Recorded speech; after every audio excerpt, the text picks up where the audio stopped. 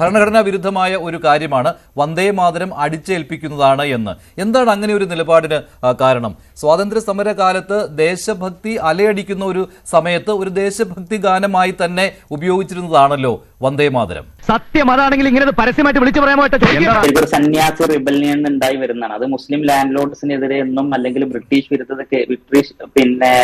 അധിനിവേശത്തിനെതിരെ എന്നുള്ള രൂപത്തിലെല്ലാം ഒരു ഹിന്ദു നാഷൻഹുഡിനെ നമ്മുടെ രാജ്യത്തെ അല്ലെങ്കിൽ ഭാരതത്തെ ഒരു അമ്മയായി ഒരു ദൈവമായി കണ്ടുകൊണ്ട് അവരെ പ്രോത്സാഹിപ്പിക്കുന്ന റിബല്യന് വേണ്ടി പ്രോത്സാഹിപ്പിക്കുന്ന രൂപത്തിലുള്ള ഒരു നരേഷനാണ് ആനന്ദമഠത്തിലുള്ളത്. അവർക്ക് അങ്ങനെ പറയാനേ അറിയൂ.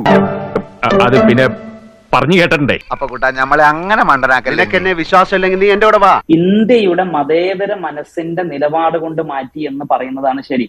ഇന്ത്യ സ്വാതന്ത്ര്യത്തിന് മുമ്പേ ഇന്ത്യ സ്വീകരിക്കുന്ന നിലപാടുകൾ അങ്ങനെയാണ്. ഇന്ത്യയിലെ മുഴുവൻ മതസ്ഥരെയും ഒരേപോലെ പരിഗണിച്ചും അംഗീകരിച്ചുകൊണ്ടും അവർക്ക് ഏതെങ്കിലും തരത്തിലുള്ള മതപരമായ ഒരു അപരവൽക്കരണം അത് ഫീൽ ചെയ്യാത്ത രൂപത്തിൽ ഒരു പൊതു ഇടങ്ങളിൽ മതേതരത്വം ഉറപ്പിക്കുന്ന രൂപത്തിലുള്ള ഒരു സെക്യുലറിസം അതാണ് ഇന്ത്യയിലെ മുഴുവൻ മനസ്സും ആഗ്രഹിച്ചിരുന്നതും ഇന്ത്യ കൊണ്ടു നടന്നിരുന്നത്. കാര്യം ഞങ്ങൾ ആരുടെ നോക്കി പറയും. ഇതാണ് സത്യം. വിശ്വസിക്കാൻ പറ്റുന്നവർക്ക് വിശ്വസിക്കാൻ സ്വല്പം ബുദ്ധിമുട്ടേ ഉണ്ട്.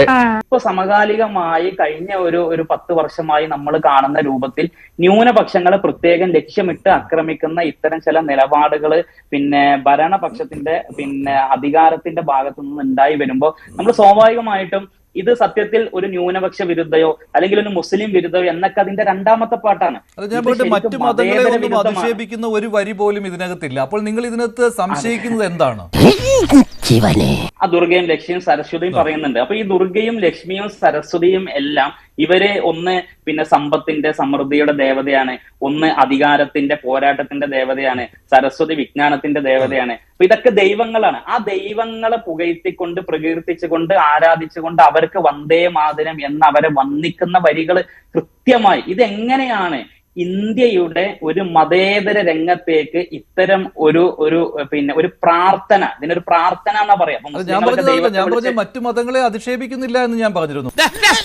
ഇങ്ങനെയാണെങ്കിൽ ഞാൻ കളിക്കല്ലേ. പ്രോട്ടോകോൾ ഉണ്ടാകുന്ന സമയത്ത് എല്ലാവരും ആ ഗാനത്തിനെ ബഹുമാനിച്ച് എഴുന്നേറ്റ് നിൽക്കണമെന്ന് മാത്രമാണ്, അല്ലാതെ എല്ലാവരും പറയുന്നില്ല. ശരിയാണ്, പറയുമ്പോ ഫീൽ ചെയ്യരുത്. നിങ്ങൾക്ക് ഈ പണി പറ്റിയതല്ല. യഹോവ സാക്ഷികളുടെ കേസിൽ എന്തായിരുന്നു പറഞ്ഞിരുന്നത്? നിങ്ങൾ എഴുന്നേറ്റ് നിൽക്കണം എന്നാണ് കോടതി പറഞ്ഞത്. നിങ്ങൾ പാടണമെന്ന് നിർബന്ധമില്ല എന്നാണ്.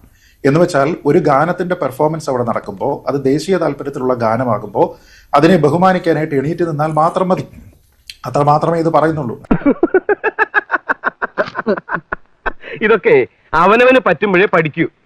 ഇതൊരു ഹിന്ദു നേഷൻഹുഡിന്റെ ഭാഗമായിട്ടുള്ള ഒരു ഗാനമല്ല. അതിന്റെ ചരിത്രം കൃത്യമായിട്ട് അറിയാത്തത് കൊണ്ടാണ്.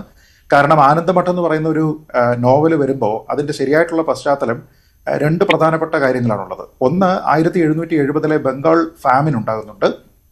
അതിനുശേഷം ഉണ്ടാകുന്ന ഒരു സന്യാസി റെബല്യൻ ഉണ്ട്. പേര് കേൾക്കുന്ന സമയത്ത് അത് ഹിന്ദു സന്യാസികളുടേതാണെന്ന് തോന്നുമെങ്കിലും സന്യാസി റെബല്യൻ എന്ന വിളിപ്പേര് മാത്രമേ ഉള്ളൂ. അതിൽ പങ്കെടുത്തിരുന്നത്, ബ്രിട്ടീഷുകാർക്കെതിരെ പ്രതിഷേധിച്ചിരുന്നത് ഹിന്ദു സന്യാസിമാരും മുസ്ലിം ഫക്കീർമാരുമാണ്. അതായത് 1875 ഈ വന്ദേ മാതരം എഴുതുന്നത്. നോവൽ 1882 എന്നുള്ളതാണ് അതിലെ വ്യത്യാസം. അതല്ലാതെ ഒരു ഹിന്ദു നേഷൻഹുഡിന് വേണ്ടിയിട്ടുള്ള ഒരു ക്രൈ ആയിട്ടല്ല അതിനെ കൊണ്ടുവന്നിരുന്നത് എന്നുള്ളത് ഒരു പ്രധാനപ്പെട്ട കാര്യം. ഒന്നും കാണാതെ പട്ടിണി കുളത്തിൽ ചാടില്ല ഭാഗി. നിങ്ങൾക്ക് വേണ്ടി എന്തും ചെയ്യാൻ ഞാൻ തയ്യാറാണ്. കൂടെ നിന്നാൽ കരല് കൊടുക്കുന്നവനാ ഈ Martand. Make adequate provision in their programs for popularizing the singing of the national song എന്നാണ്. അതോടൊപ്പം തന്നെ national anthem and promoting respect for the national flag among students എന്നുള്ളതാണ്. അതൊരു അടിച്ചേൽപ്പിക്കൽ അതിനകത്ത് കാണുന്നില്ല കേട്ടോ. അല്ല, അതൊക്കെ ഒരു ഭാഗ്യാണേ. അറിയാവോ? ഓക്കെ, സമാധാനായി. എന്നാ ഇറങ്ങട്ടെ, നാളെ വരാം.